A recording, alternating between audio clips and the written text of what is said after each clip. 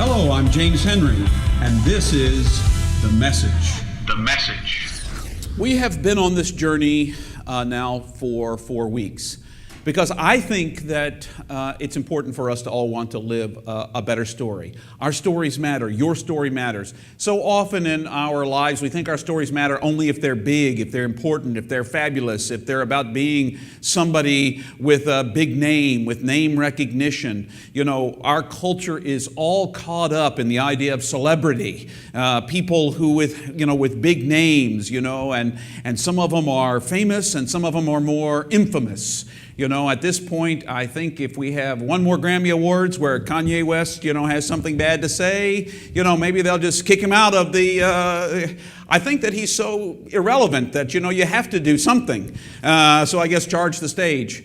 Okay, if he's watching, I guess, I'll probably get something about that. In any case, the truth is we are all caught up in this idea of celebrity and saying bad things. I apologize for the bad thing I just said about Kanye. But the truth is, I think every one of our stories matter. And every one of our stories matter to God. The things that we do, the things that we say, the way that we act makes a difference. It may not feel like it. I'm not president of the United States. I can't order missiles somewhere or send the army somewhere or change, policies of any kind. But I can certainly live my life. I can certainly be a follower of Jesus and try to make what that looks like be about love and about joy and about hope and about sharing and about the positivity of things. I can do those kinds of things, and then my story really matters. It may not be written in history books, and despite the fact the church was named after me, it wasn't named after me. I was making that up. Hello, I just wanted to be sure you were all awake. In spite of all of that, what matters is how I live my life right now, in this moment. What do I do with this story God has given me? What do I bring to this very moment? All those years behind me, they matter, but right now, who am I and how am I going to communicate this gospel to you? That's where my story hits the road, and that's where your story hits the road. What difference does it make that you're alive? Well, it makes a big difference. So we've been talking about living a better story because the better your story, perhaps the better it impacts other people. We've all seen what kind of negative impacts somebody's story can have on somebody else. And I don't need to go into all of the news stories we could talk about when you have a negative story and you do negative things to other people and how that shapes the news. But what would it look like if we had a positive shaping effect on the world in which we live by telling a better story, living a better story, living the story of Jesus in our everyday lives? Now, to do that, I'm taking up, I jumped from David. Not that David lived a bad story. We spent 3 weeks on him after all, and learned all sorts of things from him. But what about this guy Paul? Now, I have to tell you, I have a love-hate relationship with Paul. I read him, and sometimes he sounds just a little bit too braggy for me. Don't pat me on the back, but, I have had more shipwrecks than the rest of you. I have had more beatings than the rest of you. I have been in prison more often than you. I have had all these things happen to me, but I don't really count those as big things. Well, then why did you list them off, Paul? Why did you spend all that time? Okay, he did it for a reason, because the conflicts that he faced in life, the challenges that he faced in life, he overcame them. And he overcame them how? By trusting in God and by recognizing something that is completely contrary to everything we're ever taught from the time we grow up in this country in particular. And that is, he learned that weakness is actually strength. That actually submitting, giving in, following God, obeying, all of those kinds of things, the kinds of things that we think of as subservient or below us, are the kinds of things that draw out the very best in us. When we look out for the other first, when we catch the rolling cart that's, coming across the parking lot, it's going to hit somebody else's car, we catch it with our hand and we just put it away. And we don't ask for any kind of, I saw somebody do that the other day. A cart was rolling across, this person had just gotten out of their car and the cart just took off. This is why I'm not going to go into my whole pet peeve with people who can't put away their own carts. It's one thing if you're handicapped and can't put your cart away. It's another thing if you're fully able-bodied and you don't have small children in tow and you leave your cart in the middle of the parking lot. That's when I want to say, what happened to you? No one ever teach you anything? In any case, I watch those things roll across, and this guy jumps. I mean, he was like some kind of superhero, jumps out of his car as it's rolling faster and faster and faster to this pretty Lexus that was not going to be so pretty anymore. And he grabbed it, 3 feet before it hits it. And then he just walks it over and puts it back into where it belonged to begin with and goes on into the store. And I thought, that's kind of that person will never know that a cart never hit their Lexus. They would have known if they'd come out and the cart had hit their Lexus. They'll never know. But I know. I don't even know who the guy was. Superhero, cart guy. That's all I know. But that's what he did. And I could wish for more of us telling that kind of story. Paul goes on and on about the kinds of challenges he faces because it's important for us to see that life is filled with conflict. Any of you want to raise your hand that you've never had a conflict in your life? No challenges, nobody pushing your buttons, no relationship problems. Mark, I'm so proud. That's why you're running tech. We need somebody completely undistracted by any conflicts, because if we had conflicts, you never can tell. Mark's kidding, of course. But, the truth is, we all have faced conflicts and challenges. It's not just conflicts, but challenges in our lives. And how we meet those challenges, how we meet those conflicts is going to shape who we are. So Paul teaches us what I want to say to you are 4 lessons about how we meet conflicts and then are transformed by them. First of all, you don't have to like the conflict. You don't have to like the challenge. Everybody in life would like to like everything that happens. You'd love to be able to just click that, on your Facebook page, how you can like things. I've always wanted a dislike button, but you don't get those. So people like things sometimes, and it's like somebody said, I just got rushed to the hospital, and somebody likes it. I'm like, well, it just seems wrong that somebody liked it, but it's an acknowledgement. Now it's just become an acknowledgement. I understand it. People are not saying, I'm so happy you're in the hospital. I hope that you're killed by the surgeon. I don't think that's what they're saying. But you don't have to like the challenges that come your way. If Paul had liked it, he certainly wouldn't have chatted with God and said, listen, dude, take this thing away from me. Not once, not twice, but 3 times. He essentially, according to the text itself, begged the Lord, please, take this away from me. But it didn't go. It didn't go. So the first lesson I think that's important for you to know is challenges are coming your way. That's a given. Conflicts are coming your way. You do not have to like them. You don't have to think they're great. I used to have a friend, a very religious friend. I like religious friends. Nothing wrong with religious people. Well, not always anyway. Sometimes we religious people can be kind of a pain. But he liked to quote to me, rejoice in the Lord always. And again, I say rejoice. And he said, it says always, James. So when bad things happen, you're supposed to be rejoicing. When terrible things happen to you, you're supposed to be rejoicing. If that's what he wants to do, then more power to him. When bad things happen to me, when I'm facing challenges and conflict, I'm not fond of them. And in the midst of them, I don't need a friend to pat me on the back and say, rejoice in the Lord always. And again, I say rejoice. Be happy in the bad, crappy stuff that's happened to you. Be glad, James. Be glad because it just reminds you you're alive. Well, the truth is, it does remind me that I'm alive. And I'm glad in a way. And if I can acknowledge it for myself, great. But please don't try to fix me by telling me you're religious pap. Just be there for me. So you don't have to like the bad things that happen. But what you can do is live like there's a different possibility, that conflicts don't last forever. Challenges don't last forever. Now, sometimes they last for a really long time, and maybe they do last for your lifetime. If you become disabled in one way or another and you're never quite able to overcome that kind of a challenge may never go away. For Paul, it never went away. And that didn't make Paul a happy guy. But the truth is, Mom and Dad used to say to me, this too shall pass. And perhaps what I'm trying to say is, I think that it's the attitude with which you approach the challenge or the conflict that comes your way.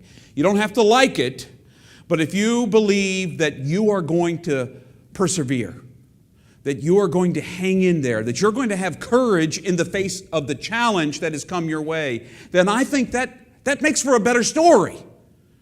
If Paul's story had been kind of namby-pamby and pointless, we wouldn't have all these letters of the New Testament. The largest portion of the New Testament is Pauline letters.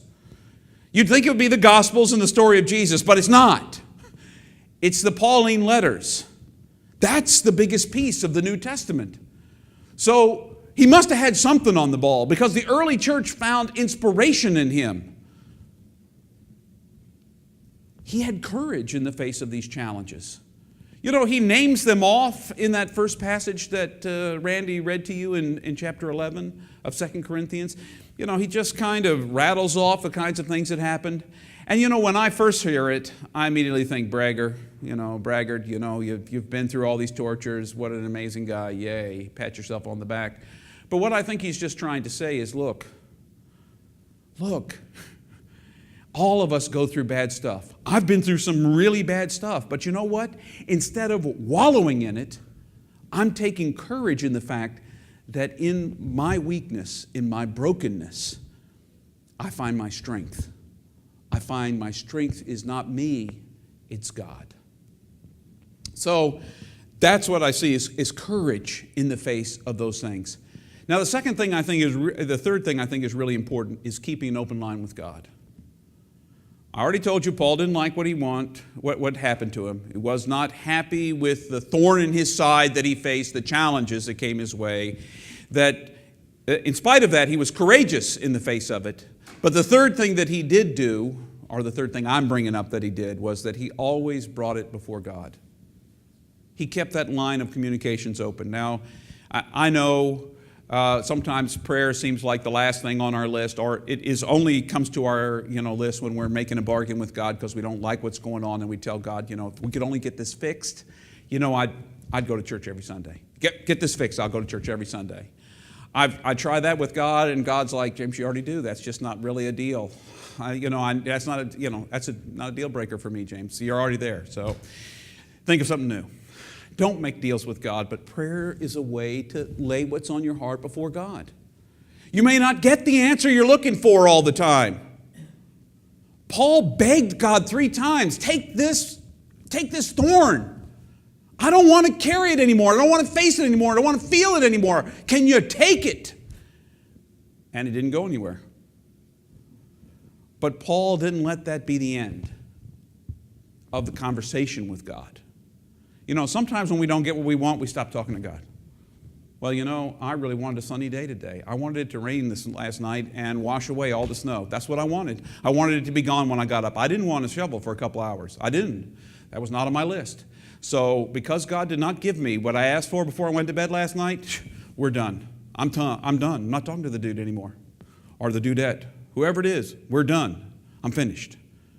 Now, sometimes, that's the way we feel, and God's big enough to take it. Every once in a while, you've begged something from God, and something horrendous happens in your life, and you wish for something more, and you feel like you're done.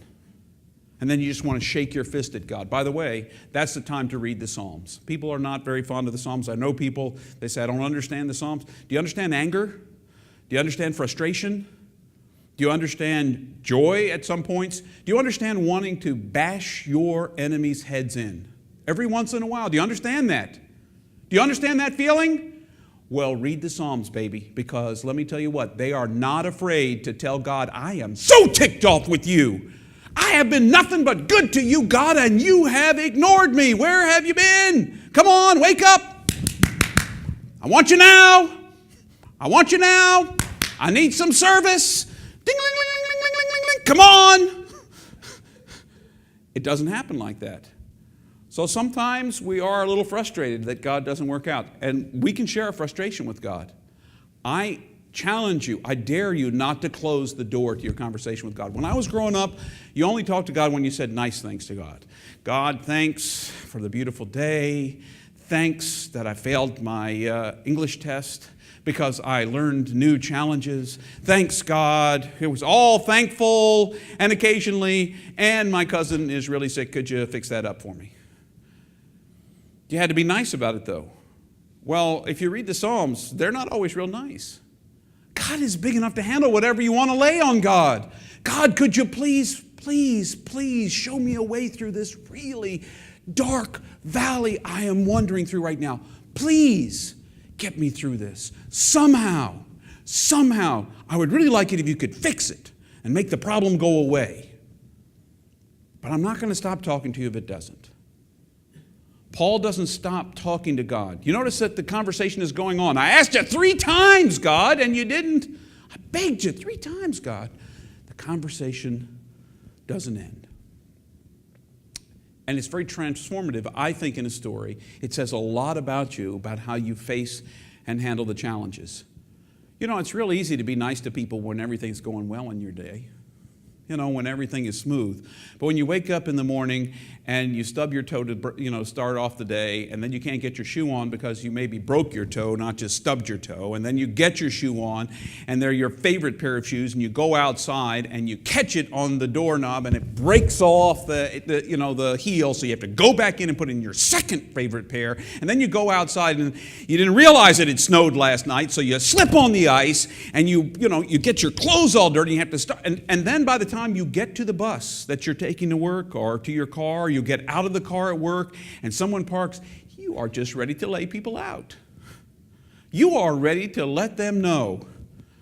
Not because they really did anything super wrong, but you're already done. You're already done. But it says a lot about you that even when you're already done, if you can just be kind to the other challenging people you're going to run into. Because guess what? I don't know a single person in my world, and I know a lot of people. I don't know a single person who isn't occasionally what I will call gently a sandpaper person. You know, the kind that rubs you a little raw. Yes, Mark, even you. I know you could not believe it. Mark's like back there. Yes, Mark, you rub me raw sometimes, buddy. So do all of you, somehow or other. The truth is, all of us every once in a while, all of us are sandpaper people sometimes. Sometimes. But what really shows something about our character and about our story is in those moments, if we can overcome those moments.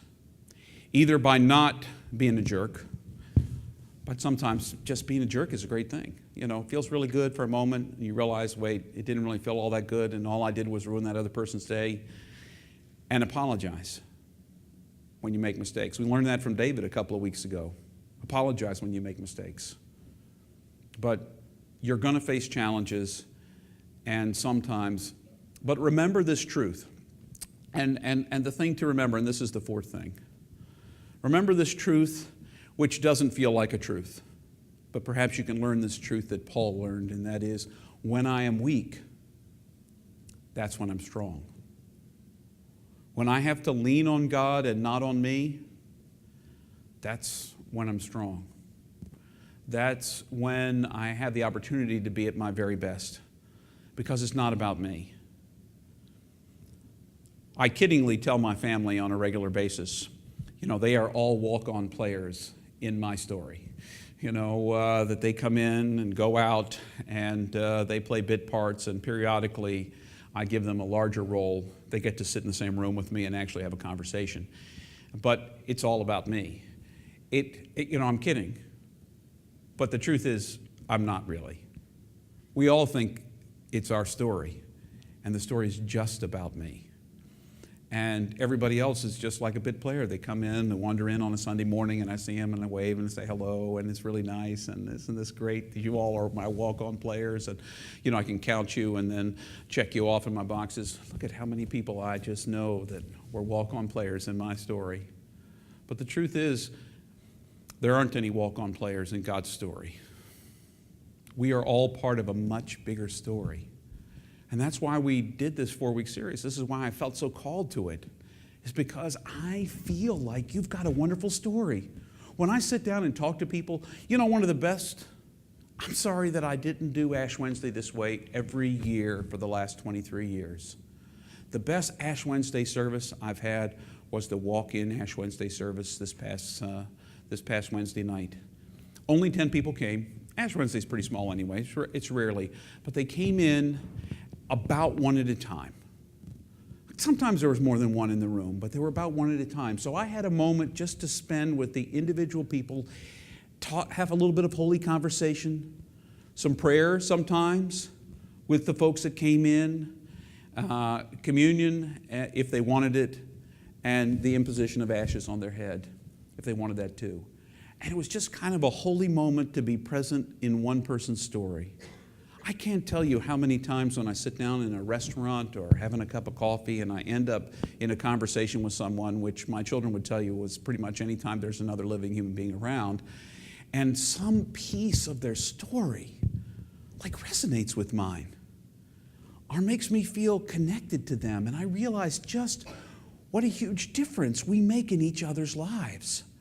And how much of a huge difference we could make in the world if we just lived the best story possible.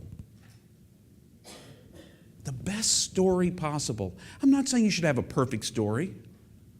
If you're a little bit of a perfectionist like me, you are going to have trouble with life because you're never going to get it quite perfect. I've let go of that, or I'm doing my best.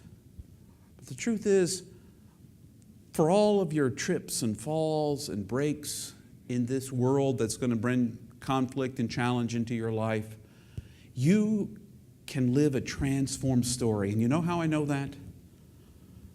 Because Jesus wants to be a part of your life and my life. And being a part of our lives is transforming. I encountered Jesus most strongly in those moments when I was listening to people's stories on Wednesday night, or when I'm sitting in City Kitchen and Annie, my waitress, is telling me about her life, or John, my bartender, who gives me coffee, is talking to me about how excited last night was. He and his niece, he was teaching her to play guitar and to sing, and they had their first gig last night, and he was so excited about that. And what a difference he could make in this young niece's life, young 21 niece's life. And when he tells me that story, I feel like I'm a part of something, and I see how big of an impact we have in each other's life. And that excites me because all of our stories matter. So don't you want to live a better story? A story that means every time you meet somebody, they encounter just a taste of the love of God in Jesus Christ through you. Because for some people, that might be the only love of Jesus that they're going to encounter, is in you. Whether you had a bad day before that moment or not, you might be that only moment. And when I think about that, it's very humbling and makes me think, gosh, I better be sure that I speak nicely to the target person who's waiting on me. Even though they've counted out my change 6 times and it hasn't been right once. Maybe it's that moment when I need to be patient the most. They need to experience Jesus the most because they're having that kind of a day. So live the best story you can. Expect challenges. You don't have to like them. Pray about them, lift them up to God, trust God will be present in it, and learn the lesson, the hardest lesson of life, which is in your weakest, most broken moments are often the moments when you are strongest and when God is most present. And hopefully you'll experience that and share it with others that you meet.